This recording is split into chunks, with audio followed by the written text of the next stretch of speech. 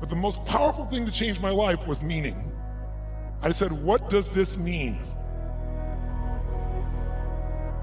You can focus on something and make yourself crazy. You can focus on something and make yourself great. So if you let someone else take control of your focus, your life will be in someone else's hands. Now, when you come up with a meaning, it produces an emotion. And if you and I want to look at the quality of our life, there's only a way to define it. One way, really, that's real. Because out of every tragedy, out of every pain, it only gets healed when we find a deeper meaning.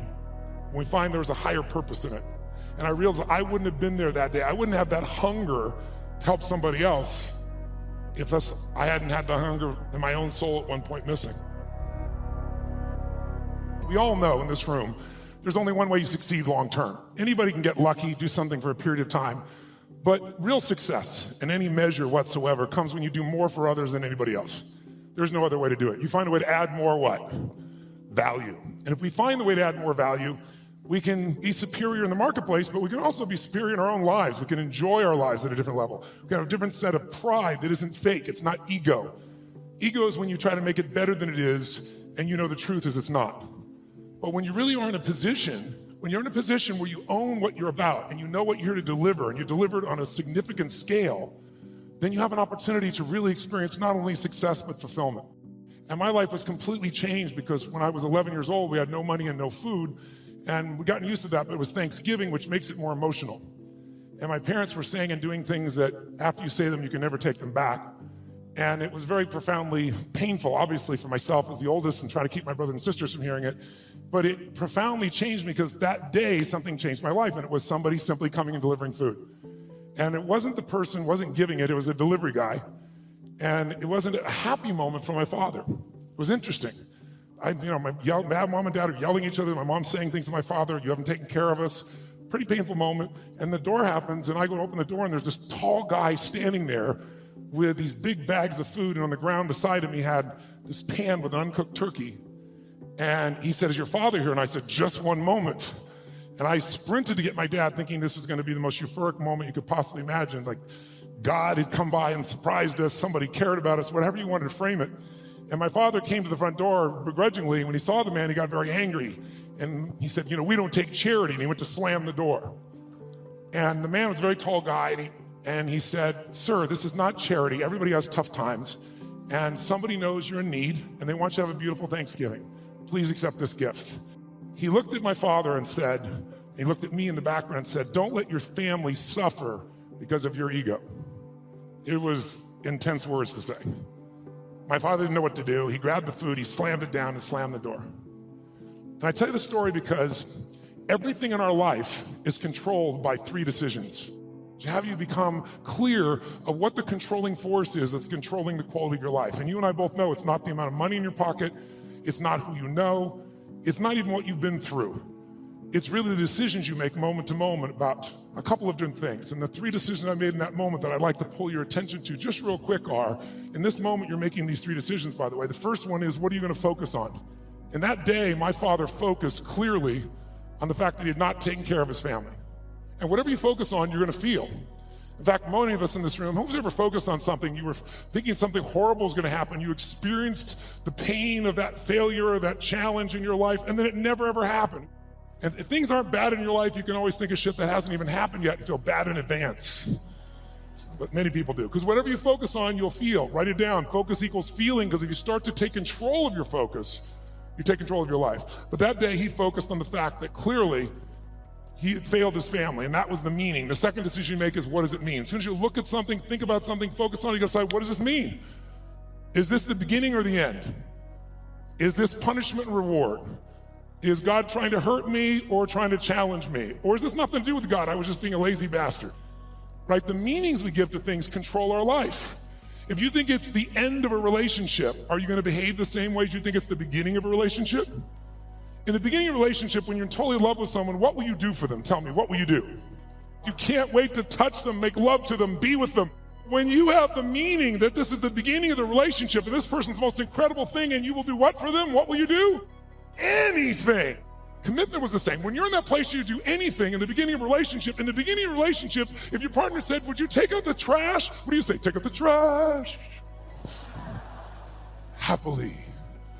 But after about 7 days or 7 weeks or 7 months or 7 years or 70 years, one day someone said, "Will you take out the trash?" You go, "What do I look like, your janitor?" You go, "What happened to our passion?" I'll give you a clue.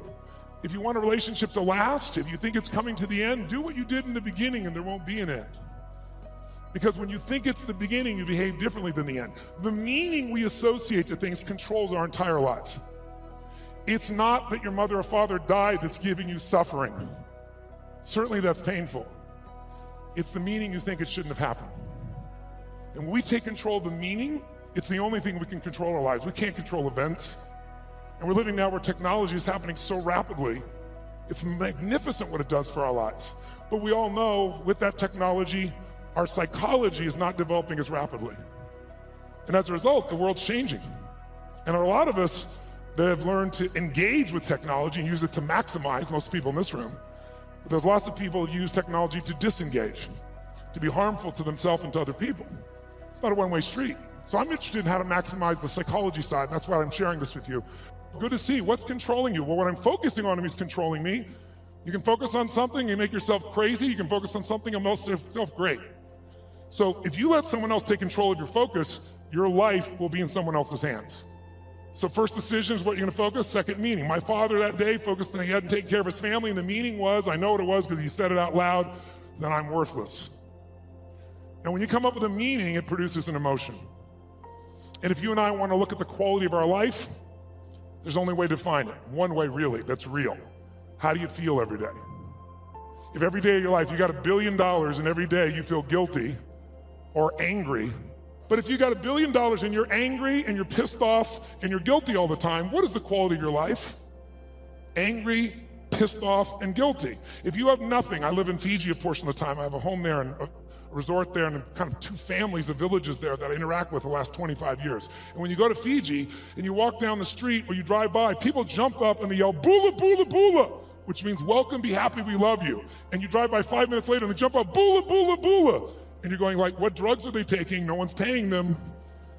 But they're so happy. They're in such a different state. They've learned to focus on something else and come up with a different meaning for life. But if the meaning is it's the end, if the meaning is that you're dissing me, if the meaning is you don't care, whatever meaning we come up with, that affects the third decision, which is what am I gonna do? And what people do is based on the meaning, since the meaning creates emotion, right? You can be miserable no matter what you have, and you can be euphoric having nothing. We all know it's true. In fact, is it possible to learn to for example, all hell could be breaking loose around you, and you could just be sitting in a chair in this centered space, all hell breaking loose, and you could still feel great? Is that possible? So we have to be good at not only controlling the internal world, but our external world. And that's shaped by what we do. And what people do is based on their emotions and also their role models. And I thank all of you that are role models for people, where you show people that success does not mean taking, that success can mean truly growing and giving. That money, resources, and opportunity are things to be shared. They're things that are tools for a quality of life that you're able to enhance for people and for yourself and your family. Pretty beautiful thing. My father that day decided what to do was, if I failed and I've been worthless to my family, I must leave. And he did. And to me, it was the worst day of my life. I'll never forget it. It was like, Mom, I'm confused. But then finally, years later, I got the benefit of it, because out of all those experiences and all that pain, that day I made 3 different decisions. First decision is I just decided to focus on something different than him, and that's the power we have. We get to decide what to focus on. But the most powerful thing to change my life was meaning. I said, what does this mean? Because my father had always said, my mother had always said, nobody gives a shit. Nobody cares. Don't care about anybody, they don't care about you. And that day I had physical evidence. Those you bringing food, I want you to know that's not just food. That's called love for someone. That's called hope for someone. That's called surprise for someone. And that day for me, I went, strangers care. And my goal for you, if you don't already have it, my guess is you've already done it, knowing where you are in your world today. But maybe your second worst day, it's time to make a best day. Because out of every tragedy, out of every pain, it only gets healed when we find a deeper meaning, when we find there's a higher purpose in it. And I realized I wouldn't have been there that day. I wouldn't have that hunger to help somebody else if I hadn't had the hunger in my own soul at one point missing.